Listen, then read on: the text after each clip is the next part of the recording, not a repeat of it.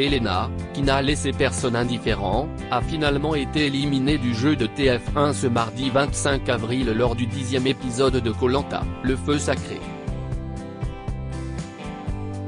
Très déçue, la kiné belge se livre à cœur ouvert pour Télé Loisirs. Alors que la sportive Elena, 27 ans, s'était attiré les foudres de ses coéquipiers à cause de son caractère affirmé dès le premier épisode de Koh-Lanta, le feu sacré, elle aura réussi à rester dans le jeu jusqu'au deuxième conseil de la réunification, diffusé ce mardi 25 avril sur TF1.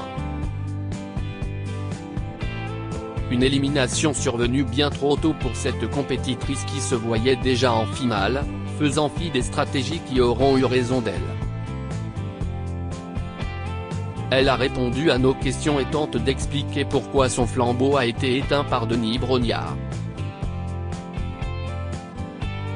Elena, Koh-Lanta, c'est Alexandre qui a monté la tête aux filles Télé Loisirs, vous aviez déjà postulé à Koh-Lanta il y a 5 ans. Qu'est-ce qui a fait la différence pour que vous soyez prise cette fois? Elena, depuis, j'ai monté mon entreprise avec mon frère. J'avais toujours en tête de participer. C'était le bon moment. J'ai mis tout ce qui était possible dans ma candidature. Peut-être avec plus de maturité parce que j'avais 22 ans la première fois. Et ça a payé. L'expérience de vie a aussi dû intéresser davantage les casteurs. Vous agaciez vos coéquipiers au début d'aventure. Vous avez même failli sortir dès le deuxième conseil à la place de main. En aviez-vous conscience? J'ai été mise au courant par les garçons que toutes les filles étaient contre moi. C'est Alexandre qui a monté la tête aux filles. Il a fait monter la sauce. Je suis très contente parce que j'ai enfin eu toute la vérité, il a exagéré le mauvais trait de mon caractère auprès des filles pour qu'elles m'en veuillent et qu'ils me virent. Les filles ne m'aimaient déjà pas de base à cause de ma petite réflexion, tout le monde a vu que j'avais gagné. Elles me l'avaient caché.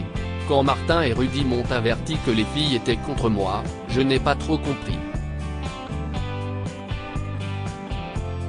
Je me suis dit, encore de la jalousie entre filles. J'ai eu immédiatement des conversations avec chacune d'elles. Elles m'ont toutes dit, c'est vrai qu'au début tu y allais fort dans tes propos mais maintenant ça va beaucoup mieux. Une fois que j'ai su ce qu'on me reprochait, j'ai pu m'améliorer. C'est plus compliqué quand tout est fait dans le dos. Vous avez donc su vous intégrer dans l'équipe? Tout le monde était contre moi au début et après j'ai su montrer ma vraie personnalité, on ne peut pas la cerner sur 3 phrases. Je pense que tout le monde a remarqué que je n'étais pas du tout comme ça. J'étais plutôt sociable. Elena éliminée de Koh-Lanta 2023, cela arrangeait tout le monde de virer quelqu'un de fort. Contrairement aux compétitions sportives auxquelles vous êtes habitués, la stratégie reste une partie intégrante du jeu télévisé. Oui, c'est clair que la stratégie est une grosse partie. J'ai tout de suite compris que j'étais beaucoup plus forte en sport qu'en stratégie. Quand je suis sorti du jeu, Denis m'a dit, mais Elena, niveau sport vous étiez dans le TGV mais niveau stratégie vous étiez toujours sur le quai du train, ça m'a vraiment percuté parce que je me suis dit qu'il y avait une trop grosse différence entre les deux. À la réunification, je m'entendais super bien avec Laura et Clémence. Toutes les deux m'ont rassuré, on va te mettre bien, avec nous.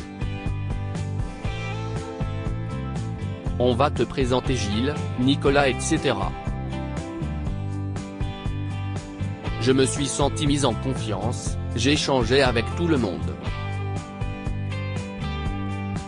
Mais je pense que cela arrangeait tout le monde de virer quelqu'un de fort. J'ai eu écho, quand j'ai réussi la deuxième épreuve statique, qu'ils se sont dit, oula, elle, sur les poteaux elle va faire mal. Donc ils avaient voté soit contre moi, soit contre Clémence. Même si je m'entendais bien avec tout le monde, avoir une place en plus sur le podium, c'est chouette. Vous êtes sortis très déçus du conseil. À qui en voulez-vous le plus? Je ne me sentais pas du tout sur la sellette au début et quand j'ai vu que ça manigançait à droite et à gauche et que Clémence a gagné le totem, je me suis dit que ça serait moi. J'étais sûr que Laura et Gilles ne voteraient pas contre moi. Je ne savais pas ce qu'il en était de Nicolas. L'excuse de Gilles et Laura de ne pas se mettre les jaunes à dos était un calcul pour plus tard et pas un vote de leur plein gré. J'étais un peu déçu d'eux. Mais j'en veux surtout à Nicolas et Julie qui ont mené cette stratégie à bien alors que ce sont deux grands sportifs. Je ne trouve pas fair-play d'éliminer un concurrent de taille. D'ailleurs, ils disent qu'ils veulent faire un gros coup et éliminer quelqu'un de fort. Je n'aurais pas cru que c'était ces deux personnes-là qui auraient pu penser comme ça. Je savais que je pouvais compter sur Quentin, Frédéric et Clémence qui allaient voter contre Tania. Gilles m'a dit qu'il ne voterait pas contre moi et Laura qu'elle voterait Tania avec nous. Je pensais que c'était Tania qui sortirait. Quand j'ai su que Laura et Gilles s'étaient ralliés aux jaunes pour ne pas faire cavalier seul et ne pas être menacés au prochain conseil, je me suis dit que clairement les gens ne votaient plus de leur plein gré mais juste parce qu'ils avaient peur pour la suite. Elena sur son parcours dans Koh-Lanta, le feu sacré, je ne serais jamais tombé des poteaux.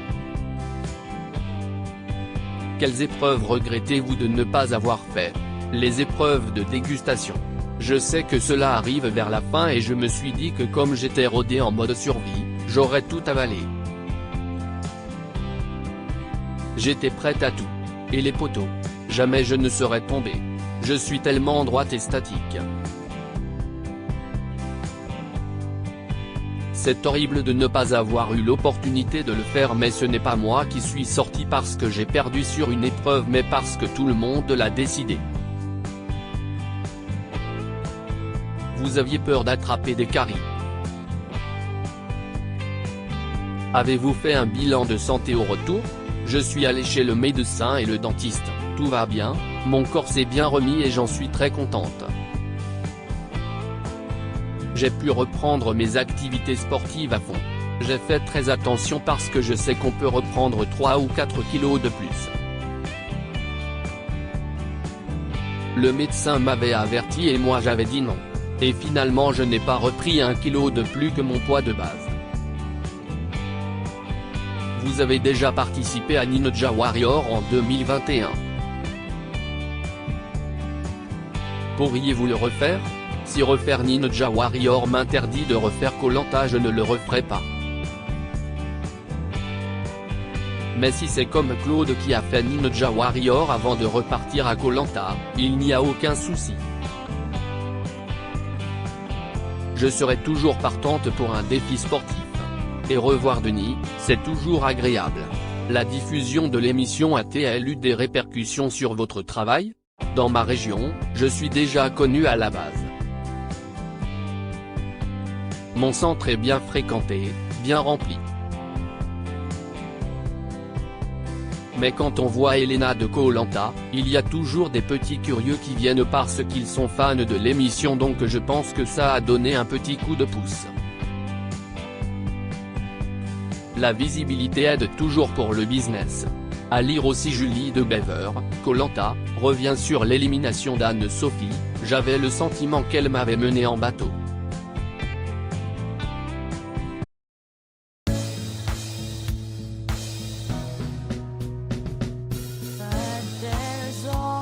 Times through the rough times